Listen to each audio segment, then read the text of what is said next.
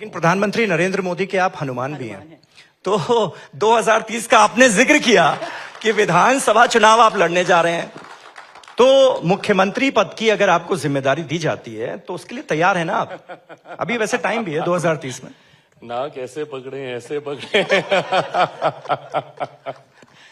एक और important factor, क्योंकि चुनाव का वक्त है तो ये बात होती है, और वो होता है कि गठबंधन में सहयोग के साथ किस तरीके का फॉर्मूला सेट होगा। ये हम सब जानते हैं कि बिहार में बीजेपी जेडीयू के बलबूते जिस तरीके से उदय हुई है, आज एक स्ट्रांग भूमिका निभा रही है। आपकी कैलकुलेशन, आपकी स्ट्राइक रेट का मैं जिक्र कर चुकी हूं। तो ऐसे में इस वक्त किस फॉर्मूले के तहत आपको लगता है फैसले लिए जाएंगे? दूसरा, सीएम की भूमिका में क्या ऐसा भी हो सकता है कि अब जेडीयू, हालांकि नीतीश कुमार के नेतृत्व में चुनाव लड़ा जा रहा है, कि क्या हम देख सकते हैं आने वाले वक्त में सीएम चेहरा बीजेपी के नेतृत्व से? देखिए, मैं ये मानता हूं भारतीय जनता पार्टी ने हमेशा अपनी बातों को निभाने का कार्य किया है, और पिछली बार भी 2020 का भी अगर आप चुनाव देखें, इस बात को कहा गया था कि मुख्यमंत्री जी के नेतृत्व में चुनाव लड़ रहा है और वही मुख्यमंत्री का चेहरा भी होंगे। परिणामों में भारतीय जनता पार्टी को कई ज्यादा सीटें मिली थी बनिस्पत जनता दल यूनाइटेड के, पर उसके बावजूद भारतीय जनता पार्टी, प्रधानमंत्री जी ने अपनी बातों को रखा और जो कहा वो उन्होंने किया। मैं ये मानता हूं कि अगर हम लोग मुख्यमंत्री जी के नेतृत्व में चुनाव लड़ने जा रहे हैं, मुख्यमंत्री चुनाव के बाद पुनः नीतीश कुमार जी ही बनेंगे, ये मैं मानता हूं।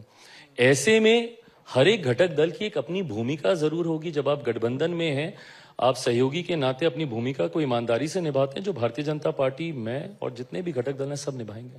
लेकिन प्रशांत किशोर की जिस तरीके से एंट्री हो चुकी है, उनकी भूमिका आप कैसे देख रहे हैं? प्रशांत जी मेरे बहुत अच्छे मित्र हैं, but we are yet to, अभी वो आंकलन करना बाकी है कि उनकी क्या भूमिका रहेगी। जब आप राजनीति में होते हैं तो चुनावी राजनीति बहुत ज्यादा मायने रखती है, और प्रशांत जी ने अभी तक उस तरीके से चुनाव लड़ा नहीं है, तो आप उनका आंकलन नहीं कर पाएंगे। उपचुनाव उन्होंने जरूर लड़ा था, बट प्रदर्शन वैसा नहीं रहा जैसी उनको उम्मीद थी।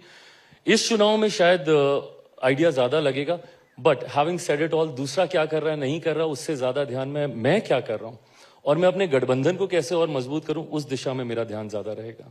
तो पीके फैक्टर काम करता हुआ नजर आएगा इस बार के चुनावों में? उसका कुछ असर पड़ता हुआ दिखेगा या नहीं आपके हिसाब से? या आपके हिसाब से पीके फैक्टर नहीं है इस बार के चुनाव? मैं नकारूंगा कतई किसी को नहीं। हर किसी की एक अपनी भूमिका होती है, कम ज्यादा डिबेटेबल, बट हर किसी की अपनी भूमिका होती है।